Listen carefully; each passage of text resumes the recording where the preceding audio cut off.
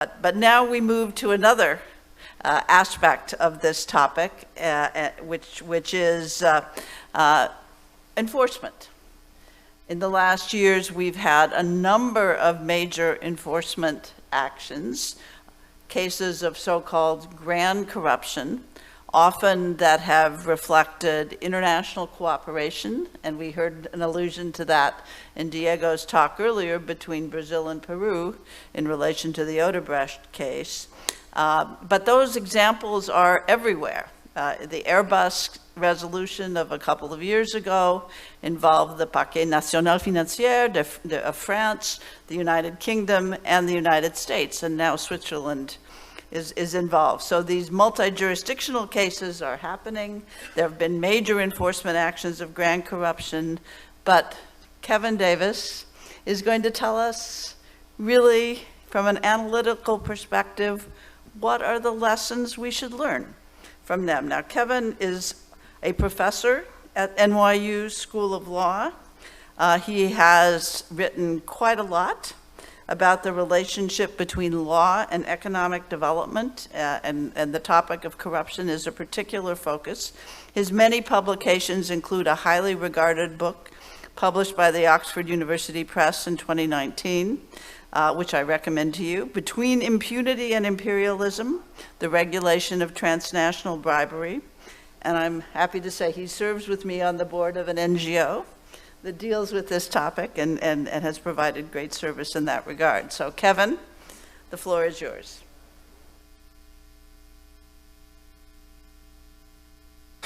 Thank you very much, Lucinda. Buenas tardes y muchas gracias a la Sociedad Peruana por su hospitalidad y c'est tout.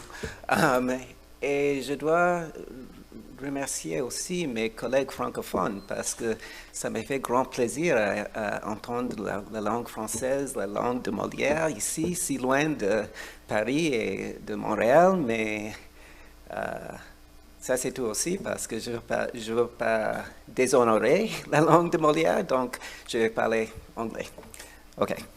I'm also going to speak in slightly less technical terms, certainly than Pedro, because I'd like to talk about the international law norms that govern enforcement that Lucinda alluded to, and point out that those laws and those standards actually are evolving, right? And they evolve in light of experience.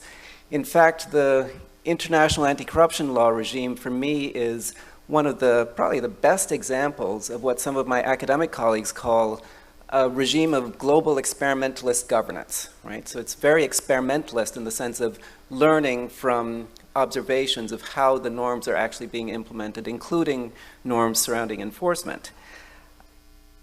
What I'd like to talk about today, though, is about whether the regime has really realized all of its potential in terms of being experimentalist, and specifically whether it's incorporating all of the possible perspectives, all of the available perspectives on the experiences that we've gained. And even more specifically, I wonder whether the perspectives of people who are not involved in law enforcement, who are not in Vienna, so to speak, or in the FCPA unit in Washington, D.C., and people who are largely in the global south as opposed to the global north, I wonder whether those perspectives are being sufficiently taken into account.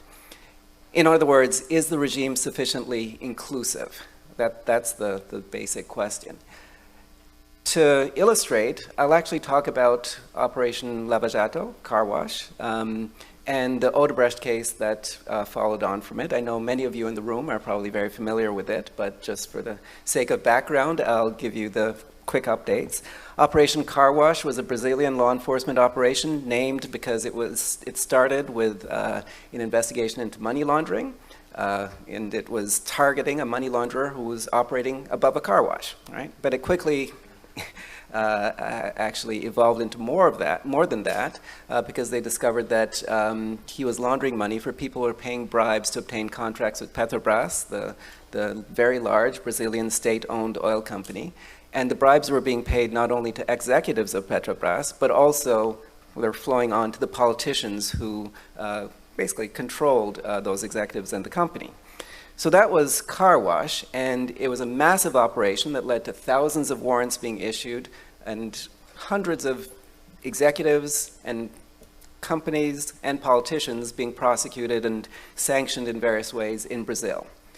On top of that, there was an international dimension to it, because one of the largest construction companies that was implicated in car wash was Odebrecht, which of course you're all familiar, many of you will be familiar with, a very large Brazilian construction company that was paying bribes not only in Brazil, but also in countries throughout Latin America, including Peru, and also a couple of countries in Lusophone Africa. Right? So that was the Odebrecht case, and when Odebrecht was prosecuted by a joint enforcement operation of the US and the Swiss government, and of course Operation Car Wash, the revelations led to the follow-on proceedings that Diego mentioned in most of the other countries that the misconduct was revealed in. So that's the case. And I think it actually provided a number of lessons for the international regime. And some of them have been picked up on by the regime, including as part of the white paper process that Lucinda mentioned, right? So for instance, the case involved a lot of lessons about how to make the regime more effective in providing deterrence and compensation through international cooperation, right? There were some truly outstanding examples of cooperation, initially between the US, the Swiss, and the Brazilians, but then also within Latin America, amongst the enforcement operations in Latin America. So that was quite impressive. And at the same time, it highlighted, especially in Brazil, the need for more attention to be paid to cooperation domestically and coordination amongst domestic enforcement agencies, so that the competition agency and the criminal justice agency and the comptroller were all on the same page when it came to enforcement. So those were some important lessons that I think have been learned and will be incorporated into the regime going forward. There's also been some progress, I think, in Odebrecht on this issue of how to compensate the victims of corruption. Because one of the strange things about the regime that has really been pioneered by the United States is that the US would prosecute companies and individuals, but especially very large companies, collect enormous fines, billions of dollars in some cases, and the fines would stay in the US Treasury, even though the corrupt acts took place in Nigeria or China or Indonesia, right, or India. And that, of course, was deeply problematic. One of the interesting things about the Odebrecht settlement between the US and the Swiss and the Brazilians was that the US only agreed to take 10% of the fine that was paid, which was quite a breakthrough, right? And I think moving forward, that might be the way that the regime evolves, right? So that was also an interesting lesson learned and a demonstration of what the possibilities, what the possible future of the regime might be. So in terms of lessons for effective deterrence and compensation, there has been, I think, some incorporation. But I think there have also been lessons that have been, at least to date, neglected by the international regime. So first of all, the international regime pays at least lip service to the idea of due process, right, in anti-corruption law. It says due process is important, as is effective deterrence, right? I think it's fair to say that most of the emphasis has been on effective deterrence with less emphasis on due process. But Lava Jato, car wash in Brazil, actually I think revealed some of the potential concerns there. There's been a lot of backlash in Brazil against what were perceived to have been the excesses of the Lava Jato prosecutors, who abused, in some people's views, their powers to engage in pretrial detention or post-trial detention or in coercive questioning of accused. And in fact, in the later phases of the investigation, the Brazilian courts and legislature ultimately rolled back some of the changes that had been made and some of the sort of procedural shortcuts and innovations, if you like, that had been adopted by Lava Jato. And now there's actually concern that they may have hobbled the regime, made it less capable of, and less effective. And so I think there is a lesson there for the international regime, that there may be potential dangers in ignoring concerns about due process for the sake of expediency, right, and for the sake of at least short-term effectiveness. So that's one potential area. Secondly, the international regime, to be a little more technical about it, has several provisions that are designed to prevent political interference with prosecutions. Right? So Article 5 of the OECD Convention, Article 30 of the UN Convention Against Corruption are designed to protect the independence of prosecutors. And at first glance, we might think, well, of course, that's a good thing. But I think the car wash experience in Brazil suggests that there's reason to be concerned not only about politicians interfering with prosecutors, but prosecutors interfering with politicians. Right? Because as many of you know, a big part of the backlash in Brazil against the car wash operation has been based on, I think, a fairly widespread perception that the prosecutors were politically motivated, that they had a political agenda. Now, the most charitable interpretation of that agenda was that they were trying to remove a corrupt political class, right? But there's a less charitable version which suggests that they had a partisan bias. They were biased against the Workers' Party. Right? I'm certainly not in a position to adjudicate between those two interpretations. What is indisputable, though, is the political effect. Right? By prosecuting the then former president, Lula, and convicting him, that ruled him out of the presidential campaign. And I think it's reasonable to say that had a causal effect in terms of the election of President Bolsonaro. Right? So there are clearly political effects, regardless of the political motivations. And that, at least for some observers, is something that should be taken into account. And it suggests there should be at least some consideration given to having international standards on prosecutors interfering in politics, as opposed to only being concerned about the reverse kind of interference. Relatedly, I think Lucinda mentioned this, the international bodies have taken to recommending that prosecutors try to recruit the media into the campaign against corruption, right? And at first glance, that seems like a straightforward way of enhancing the effectiveness of corruption. But again, in the Brazilian context, there have been concerns about that, concerns that by recruiting the media, they actually co-opted the media and deflected attention from some of the politicization, right? Some of the shortcuts that the prosecutors were taking, right? Okay. In terms of other lessons, let me just say one other thing. The international regime, again, Article 5 of the OECD Convention and the same UNCAC provision, well, especially Article 5, it suggests that prosecutors should be insulated from economic considerations. They should not take economic considerations into account when enforcing anti-corruption norms that are set out in the convention.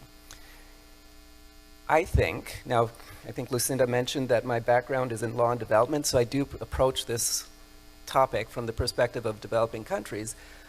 I have to be honest, I think that in the developing country context, it's unconscionable to ignore the economic impact of anti-corruption enforcement actions, right?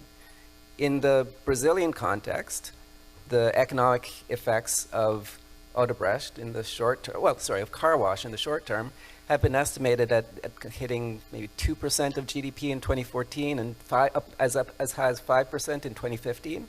In Peru, the International Monetary Fund estimated that in 2017, GDP growth was reduced by 0.8% just by Odebrecht, which is significant. And if you're wondering how that could be, it's because when these enforcement operations were launched, all the infrastructure contracts were frozen for a while. And these are massive projects. And so tens of thousands of jobs were lost, and the construction of the infrastructure was delayed. So that's a significant set of considerations that I actually, I have to be honest, think it's appropriate to take into account. And they point towards solutions like mitigating the penalties that are imposed on firms to reflect the potential job losses that might be caused, or to touch on the topic that Pedro was discussing, the zero tolerance approach to contracts procured through corruption, where they're deemed to be null and void. That is not necessarily the best way to go from an economic perspective, especially if it's a contract that the state wants to keep, right? This traditional rule, though, is that once it's procured through bribery, regardless of who wants to enforce it, is simply null and void. That approach can lead to chaos. And so a number of countries, I think including Peru, have reconsidered that doctrine to make it possible to retain some of the, for states to retain the benefits of contracts, even if they've been procured through bribery. And that, I think, is an important set of lessons that have not, again, been fully picked up in the, by the international regime. And so that's my perhaps somewhat provocative intervention to ask, to suggest that I think you invited me to play this role, so I tried my best. I think it's fair to say that so far some of the lessons have been learned, right? Lessons about effectiveness and cost effectiveness, deterrence, cooperation, and so forth. Some human rights organizations have picked up the concerns about due process. But it's less clear to me that the regime in its current configuration is well designed to incorporate all of the concerns that I've mentioned, all the possible lessons from these enforcement operations. But of course, if we are going to have a regime that's not just experimentalist, but also represents the best form of inclusive experimentalism, I think these sorts of lessons should be incorporated, and hopefully that's the direction we're heading in. So, thank you.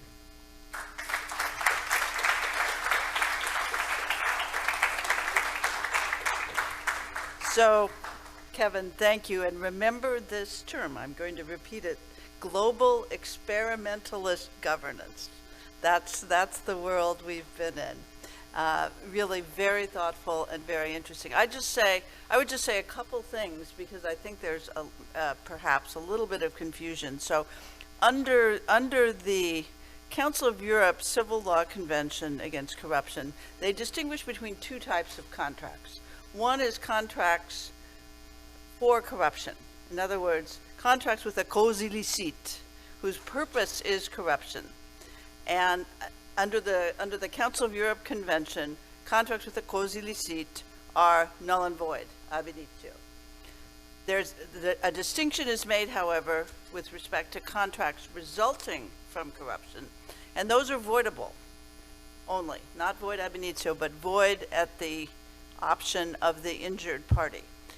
That is also a similar approach that's taken in the United Nations Convention Against Corruption. So the problem arises particularly in investor-state cases, as Pedro mentioned, that with these legality clauses, which in effect serve as gateways to access to international arbitration of investor-state disputes, if you have illegality, and corruption is certainly a highly recognized form of illegality, then it will typically defeat the jurisdiction of the tribunal, because the state's consent, most tribunals have held, is conditioned on compliance with local law.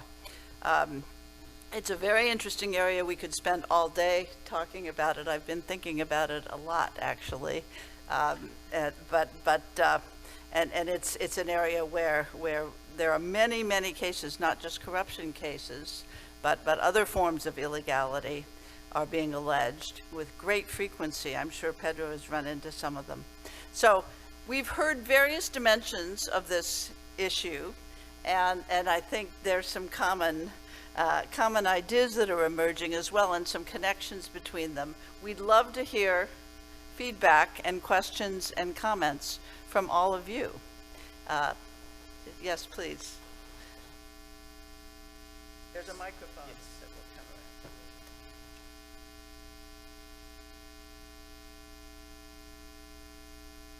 I want to commend the wonderful quality of the panel, and I had two intertwined questions. One, while we do not have an internationally accepted definition of corruption, at least as a concept, should we include explicitly the illegal financing of political campaigns as an expression of corruption? And very much related to that and to the Latin American experience linked to Odebrecht, we have a particular dimension which is the fact that in some specific cases Odebrecht provided illegal political financing at the request of the highest authorities of the government of Brazil. So that raises the issue of state responsibility. at least theoretically, would you agree that there could be feasibility to bring a case before the International Court of Justice against the government of Brazil for that direct involvement in certain aspects of the corruption? They're wonderful questions, and they're two distinct questions. So I don't know if you want to say anything, Kevin, about either one, or Pedro, or any of you. I have some thoughts, particularly on the first one, but. Okay, well, I would say on the first one, on the question of campaign financing, in U.S. law, domestic law, in the U.S. Foreign Corrupt Practices Act, covers payments to not only to government officials, but to political parties and party officials and candidates for political office. So those are all covered. Now, that doesn't fully answer the question of corruption in campaign financing, because there's a big definitional question. But the OECD, when the OECD convention was negotiated, the other countries did not want that full scope. So it was left to the future work program of the OECD, which has never been picked up. But you're absolutely correct. You see in many of these cases, the element of political campaigns coming into play. And when we do counseling of private companies that are doing business in different countries, we will say to them, be careful, an election cycle is coming up, and so it's a very ripe issue. It's an issue that, for me personally, is very troubling, because our own system in the United States is so affected by the amount of money now and decisions of our courts that have allowed companies to have the same free speech rights, i.e. contribution rights, as individuals. So it's a big topic. I don't see any movement to deal with it at the international level, but it's a very important topic. Pedro, do you want to talk about the state responsibility issue? Question? We don't hear you. I think you're on mute.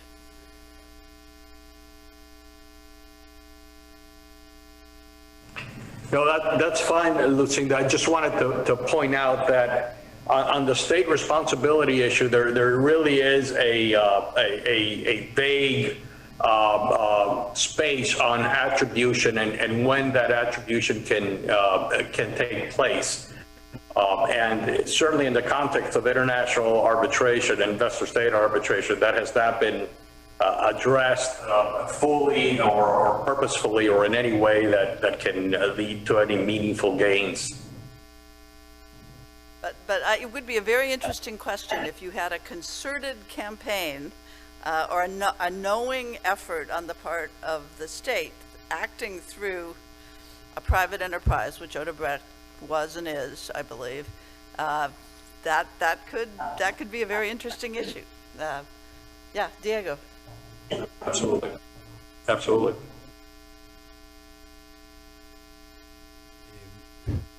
There's no international definition of corruption, and there's no international definition for terrorism as well.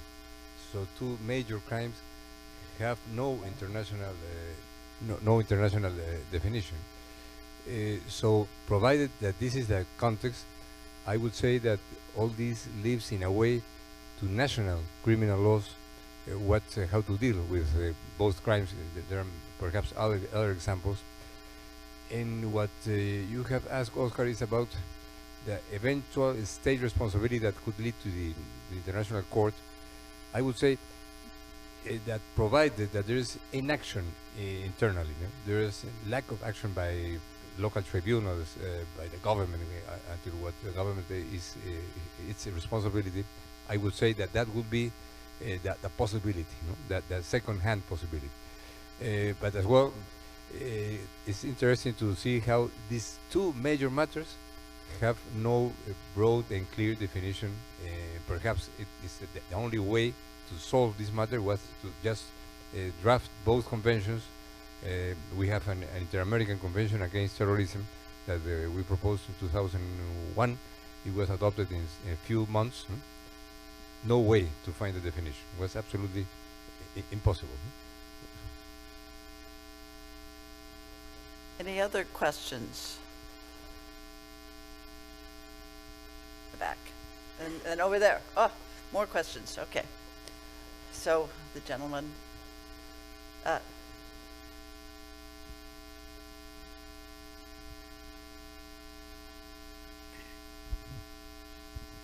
It's not really a question, it's a part of the answer to the interesting question concerning the interstate possible cases in matters of corruption. First, just a word, I really appreciated this panel and in particular Kevin Davis' presentation, which I think was extremely interesting, but something was missing: public international law. And we have a beginning of answer to the question, which is the ill-gotten assets case, which was judged by the ICJ. In fact, the ICJ did not decide on the corruption or bribery in Equatorial Guinea. But all this is around and it is a reverse case, because France was attacked by Equatorial Guinea, and now again they are coming back. But it shows that at least the court has jurisdiction, could have jurisdiction on cases like that. I could elaborate a lot, because I was involved in both cases against France. On the French side, but I think it's important to keep this in mind. There is indisputably possibilities. Yes, thank you for reminding us of that. It's a very interesting case in so many ways, and very important. Paradoxical, absolutely. Absolutely, paradoxical. So, and there is more of an effort by countries to go after what's called the demand side. People like Obiang, and forfeit their assets, and so those, I know those issues were very much front and center in the ICJ case, and I think we'll see more of them, in fact, and perhaps more paradoxes. Did anyone from the panel want to comment further on that? Okay. There was a question from a gentleman. Good afternoon. Okay, so Odebrecht also did some harm in arbitration here in Peru, because, well, arbitration was kind of, the perception of arbitration was of a good dispute resolution mechanism, right? And after Odebrecht, kind of is not such a good one, right? So my question is, also we have the transparency, right? It's a good tool, it's a well-known tool against corruption, correct? So is it time to eliminate or to reduce the confidentiality attribute on arbitration against and foster the transparency characteristic? Or how can we balance these attributes necessary in the process? Is it clear, my question? Yeah. No, a question about transparency, which was, as I said at the beginning, one of the important recommendations of the ILA white paper is certainly to increase transparency. The saying is that sunlight is the best disinfectant. And I'm interested in your comment about arbitration losing some credibility because of confidentiality, I assume. And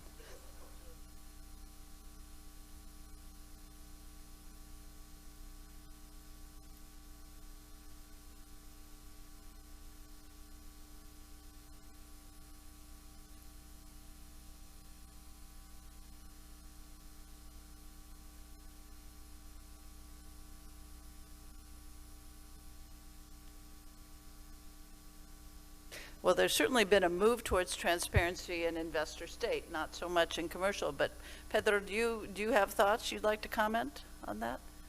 Yeah, just very briefly. Yeah, there is more and more transparency in investor-state arbitration, and that is a move. And even in international commercial arbitration, there is a move now to have reasoned awards published, and we see that. I think that where the process legitimacy problem really comes in is in the disparity with which different arbitral tribunals treat evidence having to do with corruption and where they go with that evidence. So we see some tribunals faced with a situation where an intermediary gets a commission that is a meaningful percentage of the entire procurement contract, and the tribunal finds that, together with other indicia of clear fraud or bribery, to be somehow legitimate and not enough. Again, it's a question of not having uniform apparatus that removes the analysis from a subjective standard to a more objective standard, and at the same time doesn't place it at an extreme where it's a criminal standard that will not be met. That's on one side, and on the other side, of course, what to do with the damaged party within the state, and as Kevin also said, what to do with some contracts that are beneficial to the state and to the development of developing countries. So it's I think that the process legitimacy issue attaches to the ability to bring objective analysis to badges of corruption, not so much the transparency.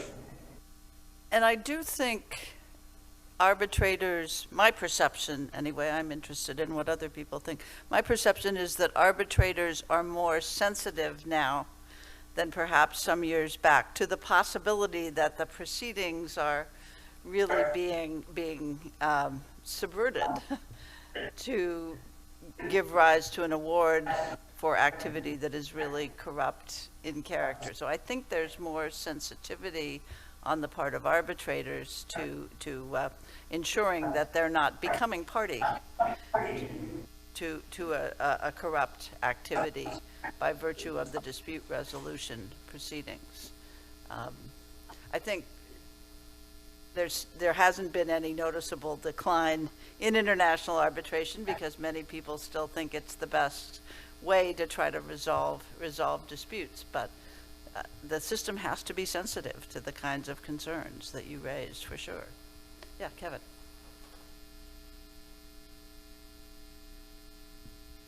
I'm not sure if this is what you're getting at, and it's almost impolite to raise this, I fear, but there is another concern about corruption and arbitration, which is corruption of the arbitrators. Right. And the idea that someone might come up with a corrupt contract and then bribe the arbitrator to bless it and sanction it, so it then becomes a legitimate obligation of the state because there's now an arbitral award that needs to be enforced. And I don't know if that was your concern, but that problem might call for regulation beyond simple transparency, but more robust systems within arbitral institutions and so forth for vetting arbitrators and so forth. Well, in fact, it is a ground for annulment or set aside in the New York Convention and in the ICSID, I believe, as well. So I think that's it. I don't know if you want to comment, Pedro, on that. Oh, no, that's fine. Thank you. Okay. Was there another question back there? Okay. Good. Well, I thank you very much for your attention. Please join me in thanking my panelists here and online.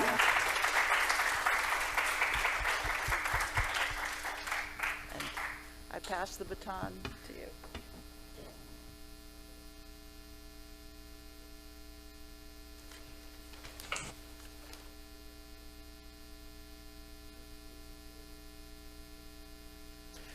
Dear participants, we thank you all for your valuable and interesting questions. If there aren't any comments or questions regarding this table, we conclude this table.